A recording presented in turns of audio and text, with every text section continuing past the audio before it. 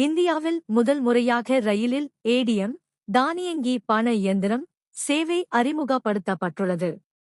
மத்திய ரயில்வே சார்பில் மகாராஷ்டிரத்தில் இயக்கப்படும் பஞ்சவாடி எக்ஸ்பிரஸ் ரயிலில் பரிசோதனை முறையில் இந்த முயற்சி மேற்கொள்ளப்பட்டதாக ரயில்வே அதிகாரிகள் தெரிவித்தனர். தனியா வங்கி சார்பில் குளிர்சாதன வசதியுள்ள ரயில் பெட்டியில் இந்த ஏடிஎம் நிறுவப்பட்டுள்ளது. பயணிகள் மத்தியில் இத்திட்டத்துக்கு உள்ள வரவேற்புக்கு ஏற்ப பிற ரயில்களில் இந்த சேவையை விரிவுபடுத்துவது குறித்து பரிசீலிக்கப்படும். சில இடங்களில் சிக்னல் பிரச்சினை காரணமாக ஏடிஎம் இயந்திரம் இயங்கவில்லை. சுரங்க பாதை வழியாக செல்லும்போது ஏடிஎம்மை பயன்படுத்துவதில் சிக்கல் இருந்தது. மற்றபடி ஏடிஎம்மில் எந்த பிரச்சனையும் எழவில்லை.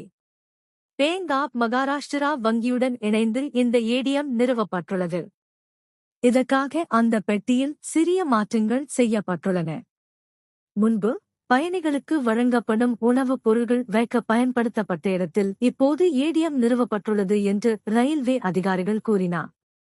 மும்பை சத்ரபதி சிவாஜி ரயில் நிலையம் நாசிக் அருகேயுள்ள மனாமத் சந்திப்பு இடையே 258 கிலோமீட்டர் தொலைவுக்கு தினசரி இந்த ரயில் இயக்கப்படுகிறது.